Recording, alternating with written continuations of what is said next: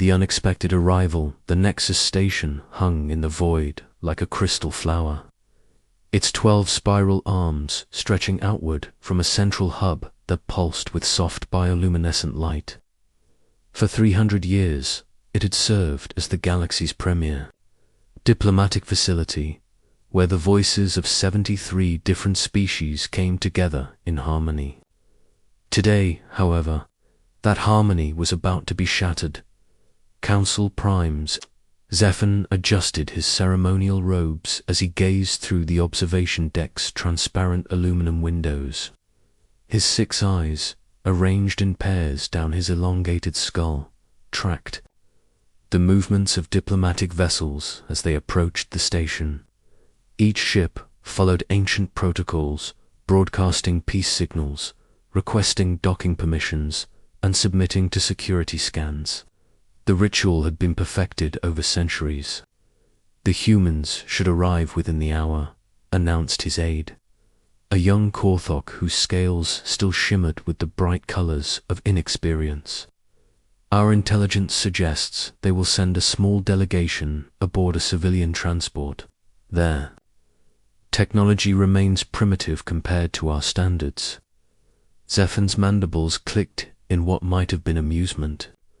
Humanity had been discovered only 50 years ago, a young species that had barely crawled beyond their home system. Their inclusion in today's summit was more courtesy than necessity. The Galactic Council had decided it was time to formally welcome Earth into the greater community, though everyone understood what that truly meant. The humans would be given a minor voice, assigned a few uninhabited systems for expansion, and expected to follow the established order that had kept peace for millennia. "Have you prepared the standard welcome package?" Zephyr asked, his voice carrying the authority of someone who had overseen first contact with dozens of species. "Yes, Council Prime. Territorial assignments, trade regulations, military restrictions, and the usual non-interference clauses. The humans will find their place in the outer rim sectors, well away from established trade routes."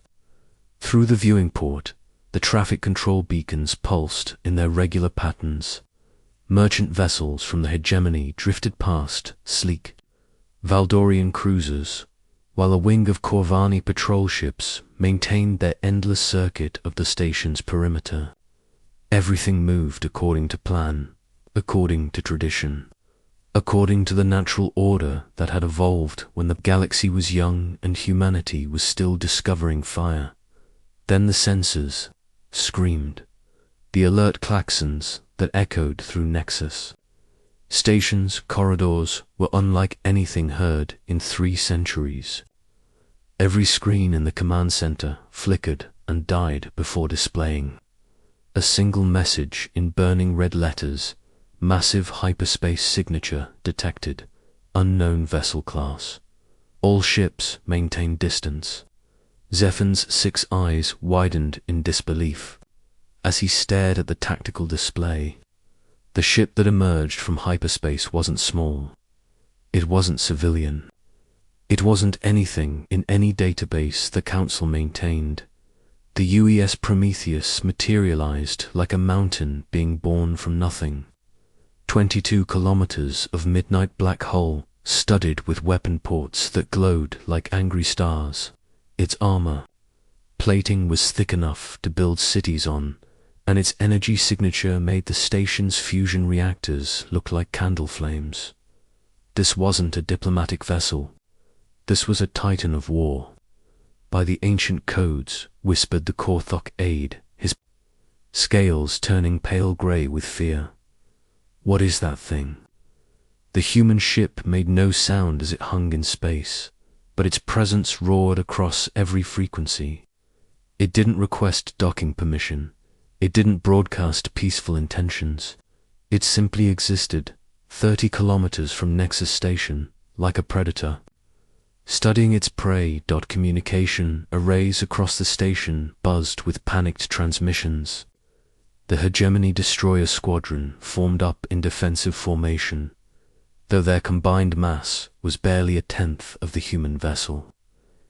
Valdorian diplomatic immunity protocols activated as their ships prepared for emergency departure.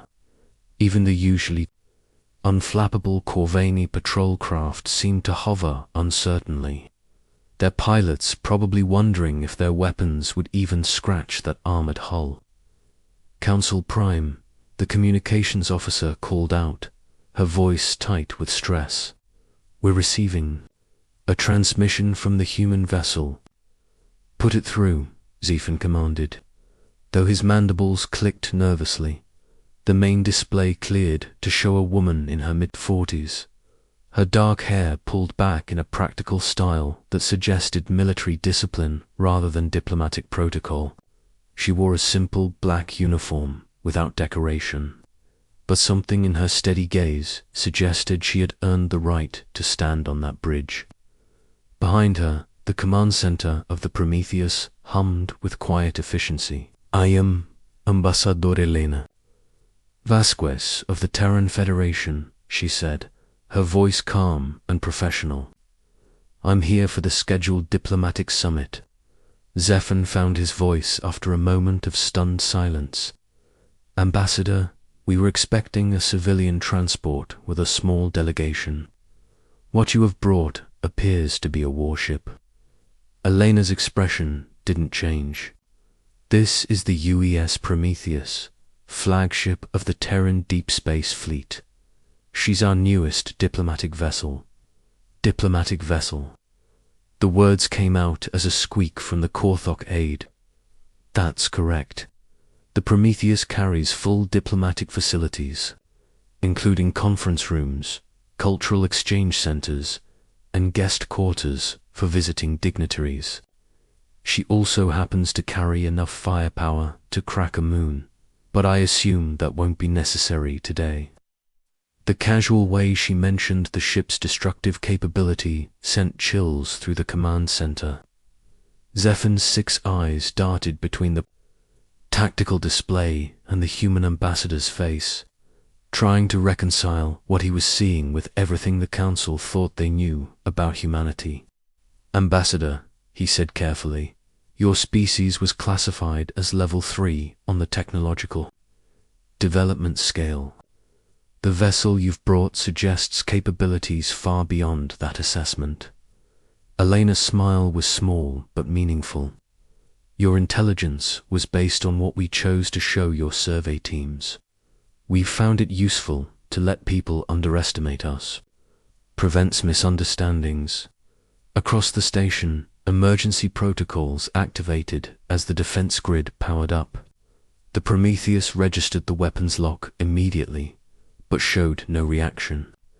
Its gun ports remained dark, its shields stayed down. It simply hung there, patient as a mountain. "I suggest you stand down your defensive systems," Elena said quietly. "The Prometheus interprets active targeting as a hostile act. Her AI has already calculated firing solutions for every ship within sensor range, but I've instructed her to wait for my command." The threat was delivered so calmly that it took a moment for its full implications to sink in. Zephyr realized that this human woman was telling him that her ship could destroy everything in the system and was choosing not to. The distinction was important. "Why?" he asked finally. "Why bring such overwhelming force to a peaceful summit?" Elena's expression grew serious. "Because we've seen what happens to species that arrive at these meetings in cargo haulers and mining ships. They get assigned to backwater systems and told to be grateful for the privilege. They become client states, dependent on Council technology and Council approval for everything they do." She leaned forward slightly, her gaze intense. "Humanity doesn't do dependent, Council Prime. We've fought too hard to get where we are, to hand over our sovereignty to anyone, no matter how ancient or wise they claim to be."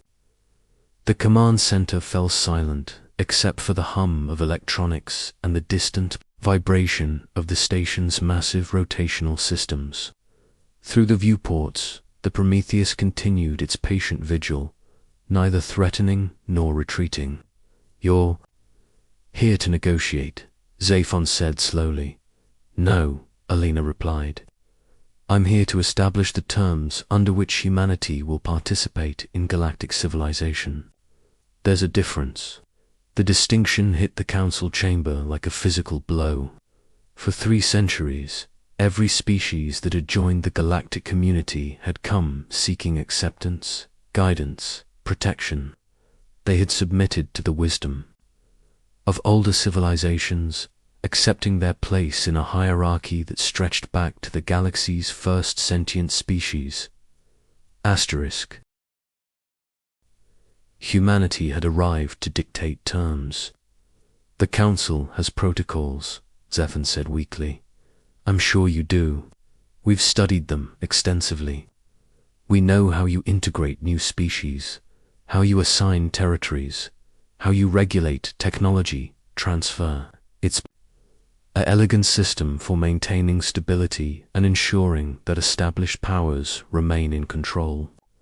Elena's smile returned, but there was steel in it now. "The problem is that your system assumes the new species has no choice but to accept what you offer. The Prometheus represents our alternative to that assumption." On the tactical display, power readings from the human ship continued to climb as its systems ran through diagnostic cycles. Whatever technology humanity had developed, it was unlike anything in the Council's databases. The energy signatures suggested power plants that bordered on the impossible, weapons that defied conventional physics, and defensive systems that made the station's own shields look like tissue paper. "What do you want?" Zephyr asked. "Recognition of Terran sovereignty over our claimed territories, full voting rights in the Council, access to galactic trade networks without the usual technology restrictions, and the right to pursue our own development without interference." The demands were unprecedented. New species typically received limited territories, restricted voting rights, and technology controls that could last centuries. They earned greater privileges through decades of compliance and contribution to galactic stability. "Impossible," Zaphon breathed. "The protocols exist for good reason. Integration must be gradual, controlled. Your protocols," Alina interrupted, "assume that new species are children who need guidance. We're not children, Council Prime.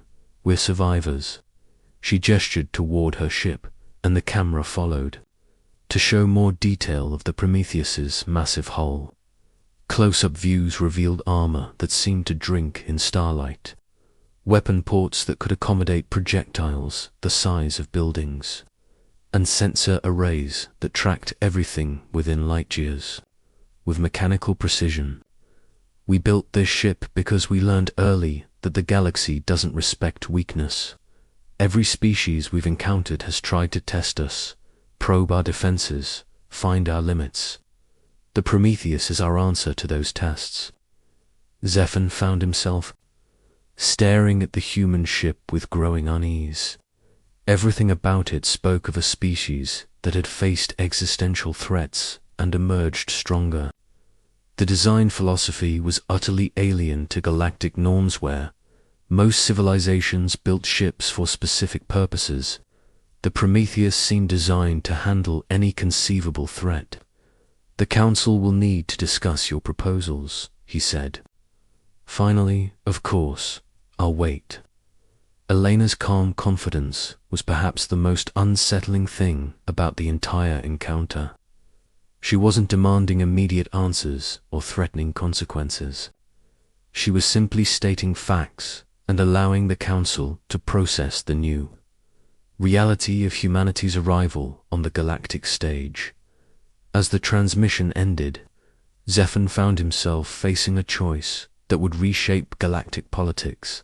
In the space of one conversation, humanity had transformed from a minor species seeking membership to a major power demanding recognition. The Prometheus hung in space, like a statement written in steel and fire, impossible to ignore and too dangerous to dismiss. The age of human deference had ended before it could begin. Asterisk, when diplomacy meets firepower, the council chambers of Nexus Station had been designed to inspire awe and humility in visiting species.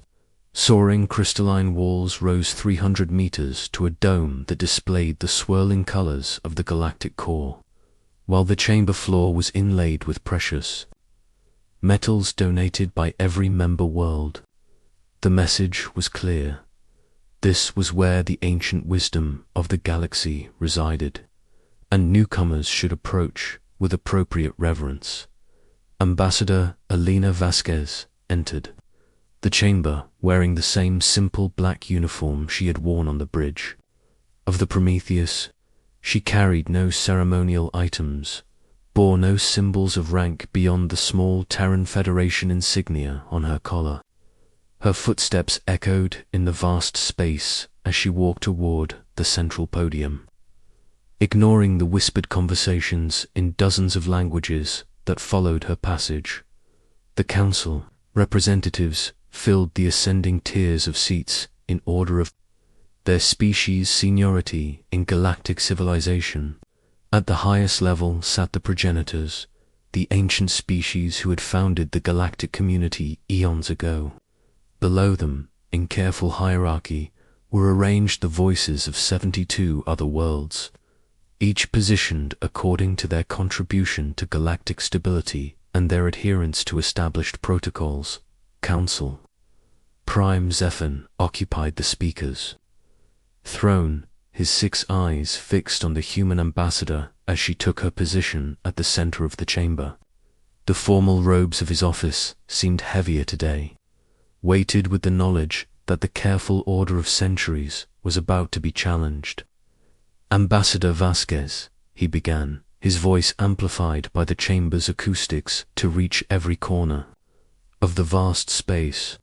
You have requested full recognition for your species, despite following none of the established protocols for integration. The Council must understand why humanity believes it deserves such unprecedented consideration. Alina looked up at the assembled representatives, her gaze steady and unintimidated by the display of galactic power arrayed against her. When she spoke, her voice carried clearly through the chamber without technological assistance. Honored representatives, I stand before you not as a supplicant seeking admission to your community, but as the voice of a species that has earned its place through trial and sacrifice. Humanity doesn't ask for your recognition. We demand it because we've proven we can take it if necessary. A ripple of shocked murmurs ran through the assembled delegates. In 3 centuries of council proceedings, no species had ever spoken with such directness, such casual dismissal of established hierarchy. The human vessel in our harbor suggests military capabilities far beyond what our surveys indicated, observed Matriarch Celendia of the Valdorian hegemony, her melodious voice carrying undertones of concern. Were our intelligence services deliberately deceived? Your surveys saw exactly what we wanted them to see, Alina replied without hesitation. Earth's policy has always been to appear less capable than we actually are. It prevents people from making unfortunate decisions based on fear or greed. She gestured toward the chamber's dome, where external displays showed the Prometheus maintaining its position near the station. Even at this distance, the ship's massive bulk dominated the view, its weapon ports gleaming like malevolent stars. The used Prometheus represents the latest generation of Terran military technology. Her armor can withstand direct hits from antimatter torpedoes. Her shields generate a gravitational distortion field that can deflect anything short of a black hole. Her main guns fire projectiles at 12% light speed, and she carries enough firepower to sterilize a continent. The chamber fell silent as the implications sank in. These weren't the capabilities of a species that had barely reached the stars 50 years ago. This was technology that rivaled or exceeded anything in the Council's arsenals. How, the question, came from General Corvin of the Hegemony Defense Force, his reptilian features showing genuine puzzlement. Our models predicted that human technology would remain centuries behind galactic standards for at least another millennium. Elena's smile was sharp as a blade. Your models were based on the assumption that we would develop along the same lines as every other species in the galaxy. You expected us to slowly advance through predictable stages, gradually earning the right to better technology through good behavior and cultural assimilation. She began to pace in the small area allotted to speakers, her movements controlled but purposeful. What your models didn't account for was human stubbornness. When we reached the stars and discovered we weren't alone, our first reaction wasn't wonder or excitement, it was paranoia. The honesty of the statement sent another wave of unease through the chamber. Most species approached first contact with a mixture of curiosity and hope. Humanity had apparently approached it as a potential threat. We studied every piece of information we could gather about galactic civilization, Elena continued. We analyzed your history, your politics, your military capabilities. We learned about species that had been conquered, absorbed, or simply pushed aside by more powerful neighbors. We saw what happened to civilizations that couldn't defend themselves. Her voice grew harder, more intense. So we made a choice, instead of following your careful integration protocols.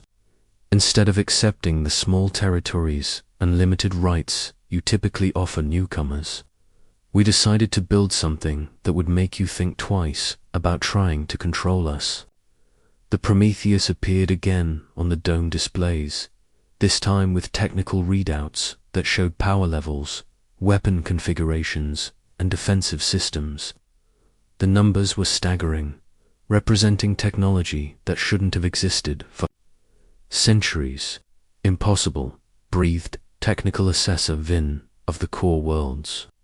The energy requirements alone would drain your planet's resources for decades. Would they? Elena asked. You're making assumptions about our Indust asterisk. She touched a control on her wrist, and new displays appeared showing the construction of the Prometheus in Earth's orbital shipyards. The images revealed assembly techniques that defied conventional understanding, materials that seemed to bend, physics and power systems that generated energy through methods the Council had never seen. The Prometheus was built using principles we discovered while trying to solve the problems of interstellar travel. Elena explained, when you're starting from scratch, without access to established galactic technology, you have to find your own solutions. Sometimes those solutions turn out to be better than what already exists. Council Prime Zephan leaned forward in his throne, his mandibles clicking with agitation. Ambassador, your species has clearly achieved remarkable technological advancement. But power alone does not guarantee membership in this council. We are a civilization built on cooperation, mutual respect, and adherence to common law. Mutual respect, Elena repeated, her tone making the words sound like a challenge. Is that what you call it when you assign new species to backwater systems? And tell them to be grateful. Is that respect when you restrict their access to technology for centuries? When you make them prove their worthiness according to standards set by civilizations that had millions of years to develop? She turned to face the assembled representatives directly, her voice rising with passion. Humanity has been alone in the dark for 50,000 years. We've fought wars that would have destroyed weaker species. We've survived plagues, natural disasters, and our own worst impulses. We've built a civilization that spans 12 star systems and counting, all without your guidance or approval. The chamber was completely silent now, every representative focused on the human woman who was systematically dismantling assumptions that had governed galactic politics for millennia. "We didn't come here to join your hierarchy," Alina declared. "We came here to establish a new relationship based on equality, not subservience. The Prometheus isn't a threat, it's a promise. A promise that humanity will never bow to anyone, no matter how old or powerful they claim to be." General Corvin rose from his seat, his massive frame towering over the assembly. "And if the Council refuses to accept your terms, will you make war against the entire galaxy?" Elena's laugh was genuinely amused. "War, General, you're still thinking in old terms. The Prometheus isn't here to conquer anyone. She's here to ensure that conquest is never an option used against us." She gestured again, and the dome displays shifted to show star charts of human space. Red markers indicated the positions of ships similar to the Prometheus, scattered throughout Terran territory in defensive formations. The Prometheus has 17 sister ships, each one capable of matching your most powerful dreadnoughts.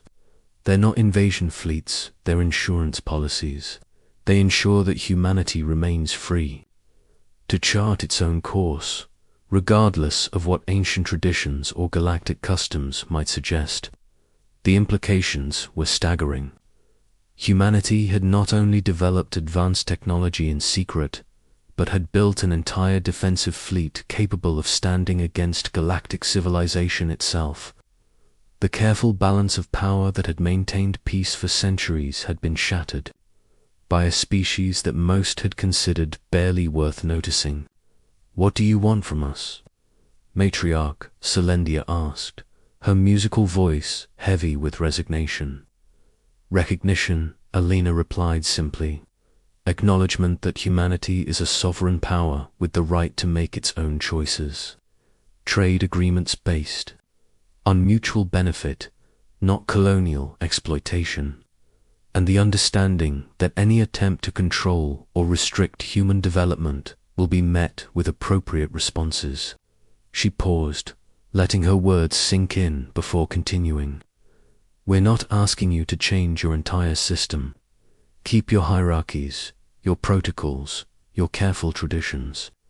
But understand that humanity exists outside that system, and we intend to stay that way." Council Prime Zephyr was quiet for a long moment, his 6 eyes studying the human ambassador with new understanding. Finally, he spoke, his voice carrying the weight of reluctant acceptance. "The Council will need time to consider your proposals, Ambassador. This represents a fundamental shift in how we approach interspecies relations." "Take all the time you need," Alina replied. "The Prometheus will wait. But understand that our patience has limits, and our resolve does not." As she turned to leave the chamber, her footsteps echoing in the crystalline space, every representative understood that the galaxy had changed forever. Humanity had announced its arrival not with ceremony or supplication, but with the quiet confidence of a species that knew its own strength. The age of unchallenged galactic hierarchy was over. The age of humanity had begun.